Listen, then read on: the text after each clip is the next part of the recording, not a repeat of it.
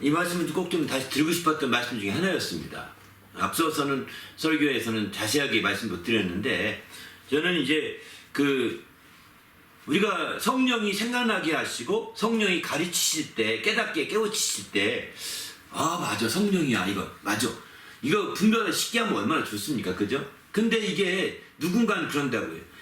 21세기에 무슨 성령이 깨닫게 해, 21세기에 무슨 성령이 생각나게 해, 이거 마귀의 역사야, 이렇게 말하는 사람도 굉장히 많아요. 생각보다는 이거 조심해야 돼, 조심 안 하면 이제 당신도 마귀의 노예가 되는 거야, 이러거든요. 굉장히 그러니까 이게 꼬리쳐지는 거예요. 성령이 생각나게 하신다는 말씀, 성령이 가르쳐 주셔서 깨우친다는 말씀이 이래도 되나? 그런 말 들으면서 자꾸 이제 위축되는 거죠. 그렇게 되는 것이 맞는 건가 아닌 건가, 또 그게 정말 그럼 누구 말이 옳은 건가, 나는 잘 분별을 못하니까, 그렇다고 하니까 그런 말 때문에 내가 이제 휩쓸려 가지고 내가 그동안에 잘 인도 받았는데도 불구하고 그래 그렇지 모르니까 앞으로는 좀 조심해야 되겠다, 이젠 그런 거 따르지 말아야 되겠다, 이럴 수도 있고요. 이렇게 되면 성령의 역사를 오락가락하게 되는 것이고, 성령의 인도하심을 받는데 오락가락할 수밖에 없는 거죠. 그래서 우리는 이렇게 부정적으로 말하는 사람들도 있기 때문에, 저희는 부정적으로 말하지 않습니다. 근데 부정적으로 말하는 사람들이 있기 때문에 우리가 여기서는 분별해야 되겠다는 겁니다. 바로 내가 깨달은 말씀이, 내가 이제 생각을 하게 하신 그 말씀이 바로 이게 성령의 역사로 그렇게 된 것인지, 아니면 마귀 역사로 그렇게 된 것인지, 노골적으로 말하는 사람들은 귀신의 역사야 이렇게도 말하거든요. 귀신의 역사로 그렇게 된 것인지, 마귀와 귀신의 문제는 같은 족속이니 같은 부류니까 묶어서 우리가 이해합시다.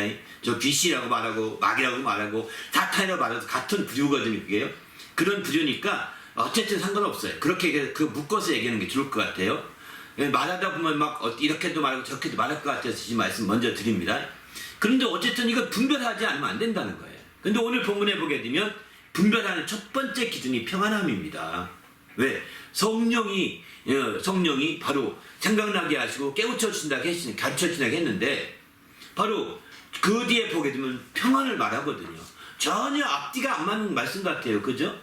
이 말씀이 앞뒤에 연결되지 않는 것 같은데, 바로 성령이 깨우쳐주고 생각나게 할 때 평안하게 하신다는 겁니다. 주님이 그래 성령을 내가 너에게 평안을 주노니 이렇게 말씀하시는 거거든요. 이 말씀이 함께 연결된 거 본다면 가장 중요한 기준이 평안함인 거예요. 내가 어떤 말씀을 깨달았을 때, 어떤 말씀이 또 생각났을 때 내 마음이 평안하다면 불안함이 없어요. 염려가 없어요. 근심도 없어요. 평안하다고 한다면 여러분, 이건 성령의 역사로 인정하시고 그대로 따를 필요가 있습니다. 그러나 불안하다면, 그리고 마음속에 자꾸 근심이, 왜? 마귀 역사에 이 말 들으면 불안할 수 있거든요.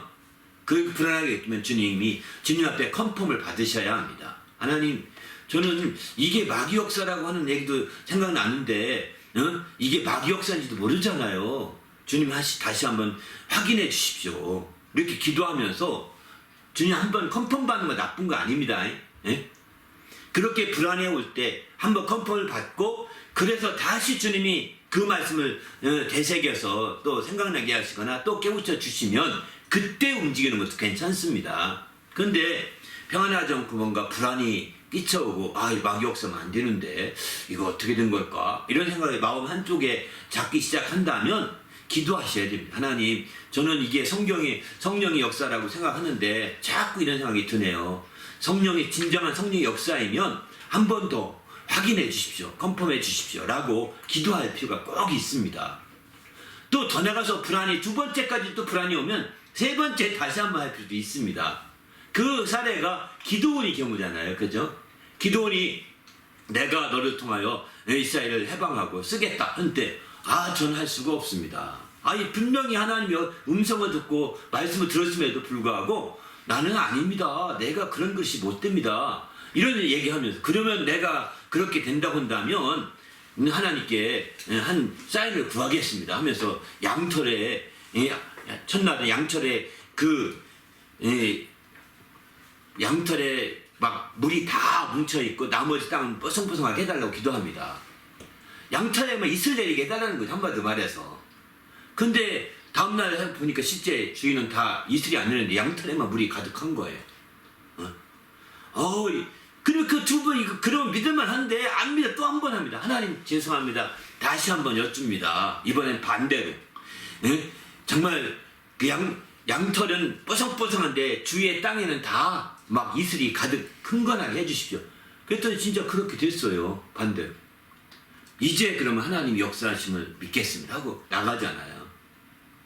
기도원이 했던 그런 기도도 굉장히 필요합니다. 불안하다면, 두 번째 컨펌을 받았는데 불안하다면 그렇게 필요한 거예요. 컨펌을 한 번 받았는데 세 번째는 믿으셔야 됩니다. 그렇게 두 번째 컨펌까지 받아서 확신 평안한 가운데 그 말씀이 계속 하나님이 감동해 주시면 그대로 이제는 저 의심하지 않겠습니다.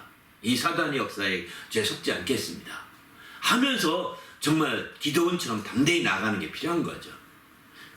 저는 두 번째는 이제 그 고린도 전서에 보면 이런 말씀합니다. 고린도 전서에 보면 이제 바로 하나님은 무질서의 하나님이 아니라 화평의 하나님이라 했거든요. 화평의 하나님이라는 것은 평안의 하나님이라는 뜻이거든요. 그런데 이 평안의 하나님이 어떤 하나님이시냐? 질서의 하나님이라는 거예요.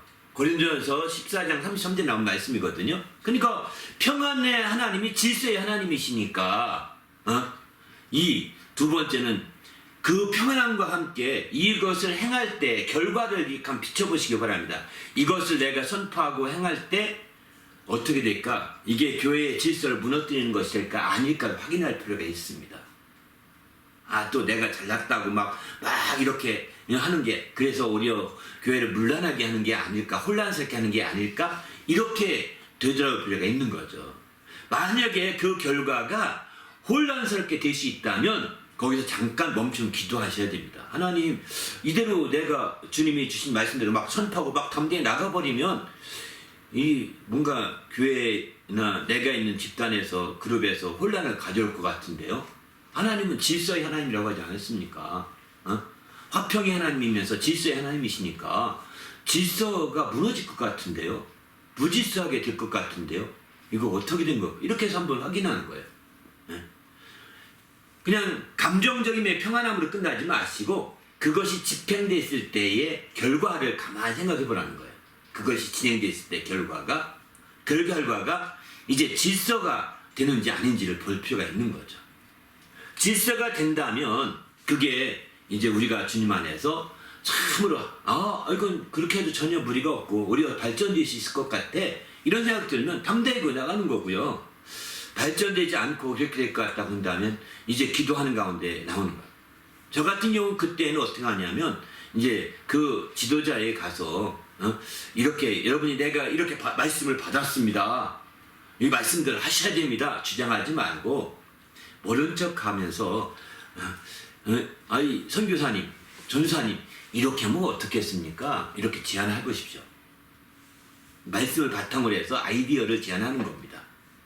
그러면 아마 틀림없이 그 전사님이나 그분이 그걸 받아들일 거예요. 10중 8구. 받아들여서 그렇게 집행함으로 나는 성령인들을 받고 교회는 질서롭게 잘 될 수 있는 거죠. 특별히 이 예언 같은 경우가 이걸 꼭 필요한 겁니다. 예언 같은 경우. 예언을 잘못하면 이렇게 무질서하게 만들 수가 있거든요. 예언이 하나님으로부터 예언이 내게 주어졌다면 그렇게 한번 쓱 제안을 하는 거예요. 이렇게 하면 어떨까요? 이렇게 하면서 제안을 해보면 그게 오히려 좋은 아이디어로 채택이 되어서 함께 영광을 받을 수 있는 거거든요. 우리는 주님 안에서 정말 질서롭게 모든 걸 해나가시는 길이 열리고 있는 거죠.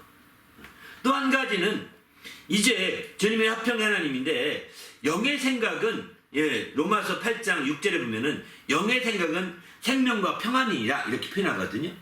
평안. 앞에 평안을 주셨죠. 평안으로 끝나지 않고 생명이 있다는 겁니다. 바로 하나님은 거룩한 성령의 역사는 거룩한 영이라 성령이 거룩한 영이라는 뜻이거든요. 영의 생각은 평안함뿐만 아니라 이제 생명까지 준다는 거예요. 이것도 결과 문제입니다. 바로 이렇게 행할 때 결과가 생명을 얻게 하고 풍성히 얻게 하는 결과라면 이건 분명히 성령의 역사입니다.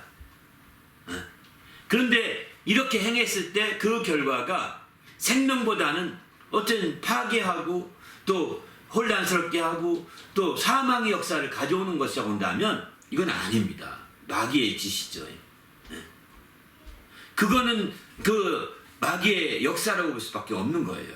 그래서 그걸 분리내야 되는 거예요. 하나님의 성령의 역사는 살리는 것이고 또 세우는 것이고 바르게 이렇게 하는 것이거든요.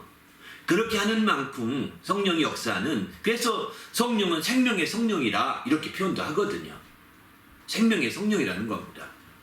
그래서 우리도 주님 안에서 이런 생명의 성령의 역사로 말미암아 우리가 새롭게 돼야 되는 거죠.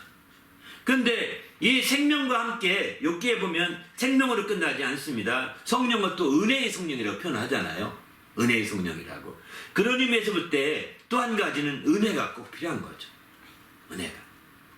그래서 욥기 10장 12절 보게 되면 생명과 은혜로 내게 주시고 나를 보살피심으로 내 영을 지키셨나이다 이렇게 표현하거든요. 생명으로 날 살리시고 세우는 것 끝나지 아니하시고 생명과 은혜로 나에게 주신다는 거예요. 은혜를 주신다는 거예요. 그러니까 여러분이 어떤 말씀이 생각나게 하시고 가르침 받아서 우리가 전하려고 할 때 그게 은혜로 하는 것인지 아닌지를 생각해 보셔야 된다는 거죠. 은혜. 그렇게 전했을 때 그 은혜로 한 사람들은 대가를 생각하지 않습니다. 인정받으려고 생각하지 않습니다. 은혜라고 은혜이기 때문입니다. 은혜가 부각되거든요. 근데 자기의 정말 의로 내서서 그 깨달은 말씀을 전하려고 하면 은혜보다는 대가를 추구할 경향이 많습니다. 그렇게 열심히 하고 났을 때 인정 못 받으면 다시 이거 하나 봐라 안 해! 이런다고요. 은혜로 안 한 거예요. 은혜가 나타나지 않은 거죠. 자기 의가 나타난 거잖아요. 은혜가 나타나야 되는 거거든요. 그 결과가. 그래서 우리가 말씀을 받았던 말씀, 깨달았던 말씀을 증거하면서 과연 은혜가 나타나게 하느냐, 은혜가 드러나게 하느냐, 안 하느냐, 이거 큰 차이라고요. 왜? 생명으로 끝나지 않고 은혜까지 나타나야 된다는 것입니다. 그럴 때 이제 더 놀라운 역사를 이룰 수가 있는 것이죠. 우리도 이렇게 주님 안에서 정말 이런 5가지 정도 이렇게 말씀드렸는데 또 한 가지가 더 있습니다. 이 성경에 에레미야 29장 19절 보게 되면 여호와의 말씀하시니라 너희를 향한 나의 생각은 평안이요 이렇게 표현하죠. 재앙이 아니라. 앞에 평안에 대한 말씀드렸고 너희에게 미래에 희망을 주는 것이라 이렇게 말씀했습니다. 미래에 희망을 주는 것이라. 하나님의 생각은 미래에 희망을 주는 것이라는 거예요. 그러니까 지금 이와 같이 깨닫게 된 거나 생각나게 한 말씀들은 평안함으로 끝나지 않고 또 평안함을 통해서 질서를 세우는 것 끝나지 않고 또 이제 그 질서를 통해 평안함을 그 생명으로 또 평안함을 생명으로 나타나게 되는 것이죠. 또 그 생명이 은혜로 나타나게 되는 것이죠. 여기까지 4가지 말씀드렸어요. 그런데 에레미야 29장 19절 말씀 보니까 내 생각은 평안이지 평안이다 사망이 아니다 재앙이 아니다 이렇게 말씀하시면서 내가 너희에게 미래에 바로 이제 희망을 주는 것이다 내가 주고자 하는 것이 이렇게 말씀하거든요. 그러니까 주님이 깨닫게 하거나 생각나게 하신 말씀의 결국은 소망을 주시셔야 되겠다는 거예요. 미래에 장래에 소망을 줄 수 있고 미래에 희망을 줄 수 있어야 되겠다는 겁니다. 이렇게 될 때 주님 안에서 우리 신앙이 더 확실해질 수 있는 거죠. 만일 우리가 미래에 희망을 주지 못하고 소망을 주지 못하면 그것은 그저 그 자기 욕심껏 하는 것일 수 있는 거죠. 육신의 욕심껏은요 소망이 없습니다. 그 소망이 생길 수가 없는 거예요. 그러나 정말 주님이 주신 참된 주님이 주신 것은 미래의 소망을 갖게 하는 거거든요. 그러니까 더 하려고 하는 거예요. 그곳에 더 헌신하고 더 뜻대로 섬기려고 하는 겁니다. 왜? 소망이 더 든든히 세워지게 하기 때문인 거죠. 우리도 이와 같은 한 5가지 정도 말씀드렸는데 이와 같은 놀라운 역사들이 이루어질 수 있도록 부탁을 드립니다. 그래서 내게 생각나게 했던 것이나 깨닫게 했던 것이나 기억나게 했던 것이나 이런 모든 것들이 성령의 역사인지 아닌지 그 시작의 배경으로부터 시작해서 결과까지 이렇게 쭉 훑어보면서 이 5가지로 분별하면 저는 분명하게 성령의 역사인지 아닌지를 확신할 수 있을 걸 확신합니다. 이거를 여러분이 꼭 좀 염두에 두시고 이런 분별력, 기준을 잘 설정해서 분별해 보시면 최고로 좋을 것 같습니다. 할렐루야.